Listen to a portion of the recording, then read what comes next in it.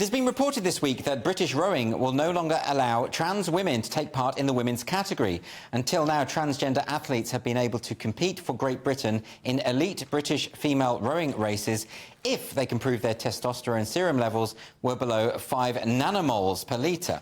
By this new ruling, British rowing joins cycling, swimming, athletics and triathlon in adopting similar regulations. Fiona McAnena, Director of Sport for Fair Play for Women, joins us this evening. Fiona, thanks for coming.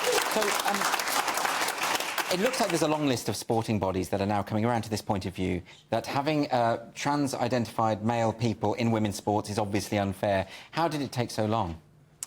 Well, I think what happened is that a few trans-identifying males demanded that sports find a solution for them, and sports tried to do that, and they did not think about the impact on women. I mean, what they forgot is the reason we have a female category in all of these sports is for female bodies. Otherwise, we wouldn't have female sport at all. So why did it take so long? Well, after they made those rules, women were afraid to object. And we've been working on this for several years now, and we're still hearing from people who are afraid to object. You know, there's great progress. You've named some of the big sports, but there are a lot more sports that are still, and even athletics at grassroots level, still letting males turn up and say, I'm a woman and I belong. No, it's strange. I mean, I spoke to Maria Maucci on this show, and she talks about how when it comes to elite sport, it's a matter of seconds here and there. You work tirelessly to close those gaps. But if you have someone who's been through male puberty, the advantage is insurmountable. It just is. And it just feels so strange that the people in charge of these bodies didn't see that intuitively to begin with. Well, everybody knows. Everybody in sport knows. If you have male and female categories, that's proof that you know. Yes. And so the question is, why did they think some people with male bodies needed to be allowed to come into the female category?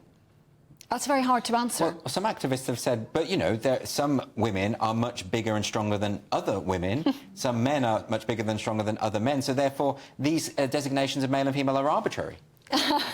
Well, yeah, the bigger, stronger women tend to win in the women's category, but they wouldn't win in the men's category. Right, exactly. So what's happened with British rowing specifically? I believe there's British rowing and world rowing have come to the same sort of... World rowing have not yet made this move. Oh, right. So British rowing have been bold and courageous in taking a lead, just like triathlon did, where world triathlon hasn't moved yet either. And it's because it's so obvious that it is not fair to women and girls in the sport to have to compete against male bodies. Yes. World Rowing are going to be discussing this in the coming months. We hope they'll do the right thing. Do you feel like the UK is kind of taking the lead on this, rather? Oh, yeah, there's no doubt about that.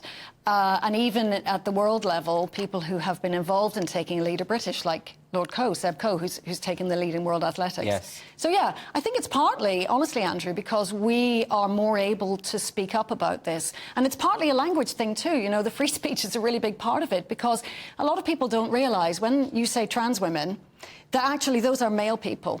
Yes. People get confused. It is confusing. And we yes. have to be able to talk about male and female. And even when we have meetings with governing bodies of sport, sometimes that makes people uncomfortable. They don't want to hear it. It's interpreted as transphobic. It's as though you're being hateful if you don't affirm. But, you know, that's not what's going on here, is it? No. I mean, we say, look, I don't know anything about anyone's identity. I don't know how they feel inside. But when someone runs onto a football pitch or jumps into a swimming pool, we know who's male and who's female. It's bodies that play sport, not identities. It's very interesting that sometimes it just takes particular cases to wake people up to the problem. The Leah Thomas case, I think, is very interesting. So a biological male who was swimming with the men's team for a long time and coming, what was it, 500th in the rankings, overnight suddenly became the #1 swimmer because he identified as female. And there's images of Leah Thomas right there. And, of course, we saw Leah Thomas towering over those female competitors on the podium. And that image, I think, is just so striking that it would have been impossible then for people not to wake up to the problem. Well, you say that, Andrew, but that was known about for 6 months before that championship happened, and they still allowed Leah Thomas to take the national championship, college championship in America, defeating 3 Olympic silver medalists in that final. So everybody knows, everyone can see, and one can only conclude it's because they've decided that the feelings of certain male people are more important than the impact on females. And that's what we're not having anymore. So what can people do now? I mean, you're with Fair Play for Women, so you've been obviously campaigning about this tirelessly. But what can everyday people do who aren't involved with campaign groups? Yeah, the biggest thing is to raise the alarm. And that can be either in your own sport, speak to coaches, speak to club managers. If it's school sports, speak to people in school.